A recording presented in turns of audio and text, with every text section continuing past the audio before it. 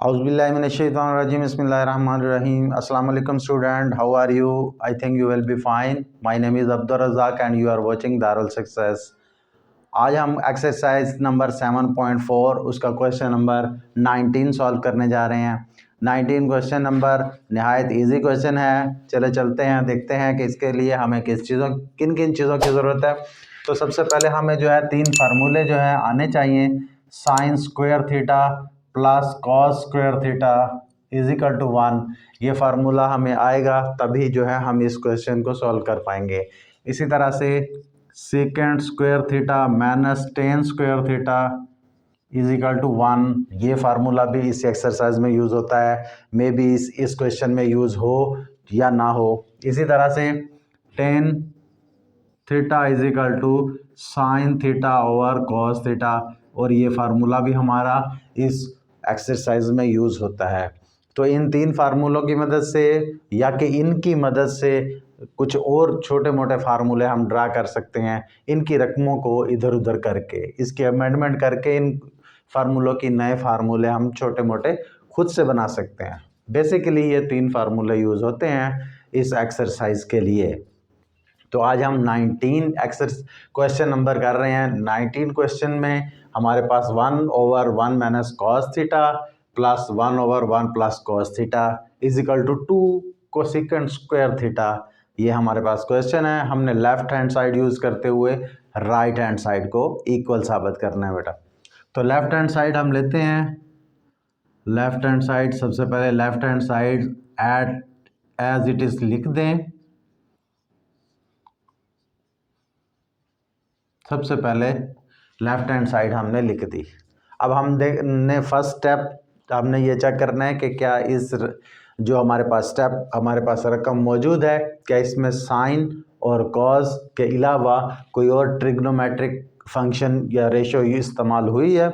देखें तो हमारे पास साइन और कॉस के अलावा और कोई रकम यूज़ नहीं हुई, ना ही टेन, ना ही कॉट, ना ही सेकेंड, ना ही कॉस सेकेंड, कोई भी दूसरी ट्रिग्नोमेट्रिक रेशो यूज़ नहीं हुई। तो इसका मतलब है कि हमारा फर्स्ट स्टेप जो है वो बच गया। फर्स्ट स्टेप हल करने की हमारी ज़रूरत नहीं। अब सेकंड स्टेप देखें। सेकंड स्टेप हमारा हमेशा से एलसीएम लेना होता है। एलसीएम 2 रकमों को देखें, एलसीएम की कंडीशन बन रही है। हाँ जी, देखें बटे में रकमें हैं, इसलिए एलसीएम इनका लिया जा सकता है। तो लेते हैं जी 1 माइनस कॉस थीटा और 1 minus sine 1 plus cos theta, sorry, ये दोनों ही रकमें जो है हम एलसीएम के तौर पे यूज़ कर लेंगे। नीचे लिख देंगे। अब हम एलसीएम को अंदर रख के फर्स्ट वन वाली रकम के नीचे वाली रकम है 1 माइनस कॉस थीटा, इस पे डिवाइड करेंगे तो 1 minus cos theta 1 minus cos theta से कट जाएगी, इसको ख़त्म कर देगी, लेकिन 1 प्लस कॉस थीटा बच जाएगा। 1 प्लस कॉस थीटा जब ऊपर 1 है, 1 से मल्टीप्लाई होगा, 1 plus cos theta 1 plus cos theta, ये वैसे ही रह जाएगा। इसी तरह दरमियान में प्लस है बेटा, वो वैसे ही लिख दें। अब जो है इसी एलसीएम को अंदर रख के 1 प्लस कॉस थीटा पे हम डिवाइड करेंगे, तो इस बार प्लस वाली रकम से कैंसिल हो जाएगी और बाकी हमारे पास बचेगी 1 माइनस कॉस थीटा। वो जब 1 से मल्टीप्लाई होगा तो वो भी सेम वैसे ही आ जाएगा, 1 minus cos theta 1 minus cos theta.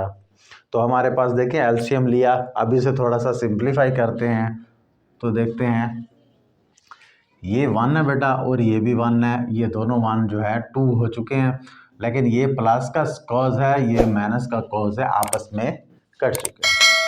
तो हमारे पास सिर्फ ऊपर जो है 2 बच गया और नीचे हमारे पास 2 रकमें हैं। देखें 1 minus cos theta 1 plus cos theta. ये फार्मूला आपने 9th क्लास में पढ़ा था, जहाँ पे आपने पढ़ा था a plus B A minus B is equal to A square minus B square.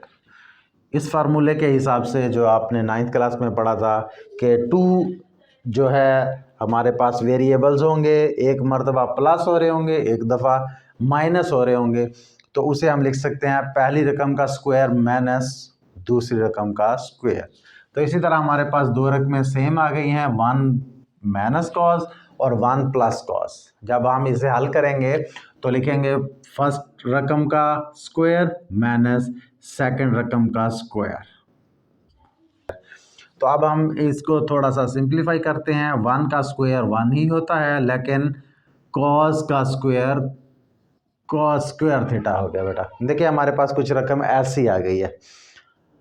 अब हमने क्या करना है, अब हम जानते हैं ये हमारे पास जो फर्स्ट वन फार्मूला है, इसको थोड़ा सा हम इसके अमेंडमेंट करें तो ये देखें हम जो है कॉस थीटा को अगर इक्वल के दूसरी साइड पे लेके जाएं तो हमारे पास इधर sine square theta is equal to 1 minus cos square theta हो जाएगा।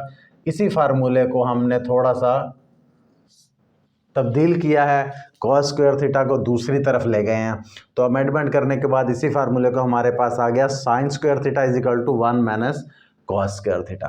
तो देखिए हमारे पास 1 माइनस कॉस स्क्वायर थीटा है, इसे हम लिख देंगे sine square theta 2 over sine square theta. देखिए साइन थीटा हमने पढ़ा था, साइन जो होता है, साइन का जो रेसिप्रोकल होता है वो होता है कोसेकेंड थीटा। इसी तरह कोसेकेंड थीटा का रेसिप्रोकल होता है 1 ओवर साइन। एक दूसरे के हमेशा ये दोनों उलट होते हैं। तो अब ये देखें, मैं 2 को वैसे लिख देता हूँ और इसे लिखता हूँ 1 ओवर साइन स्क्वायर थीटा। 2 देखें हमारे आंसर में 2 आ रहा है, इसलिए हम इस 2 को नहीं छेड़ेंगे। ये हमारे आंसर की जो है हलशुदा है, इसलिए इसे जो है एज इट इज रहने देंगे। इसको हम जो है कोसेकेंड स्क्वायर थीटा बनाएंगे। तो वो बना हुआ है बेटा। जैसे देखें कि साइन जो होता है 1 ओवर कोसेकेंड के इक्वल होता है और कोसेकेंड जो होता है 1 ओवर साइन के इक्वल होता है। तो यहाँ 1 ओवर साइन स्क्वायर है, तो ये होगा कोसेकेंड स्क्वायर थीटा के इक्वल, कोसेकेंड स्क्वायर थीटा। तो यही तो बेटा हमारी मंजिल थी, यही तो हमारी राइट हैंड साइड थी। तो यहाँ पे आप लिख देंगे राइट हैंड साइड के इक्वल आ चुका है। ये हमारा जो है नीचे लिख दें हैंस प्रूव्ड एट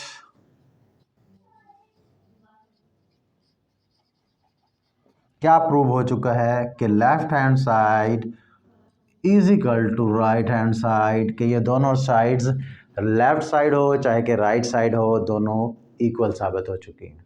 उम्मीद है कि आपको इसकी अच्छे से समझ लग गई होगी।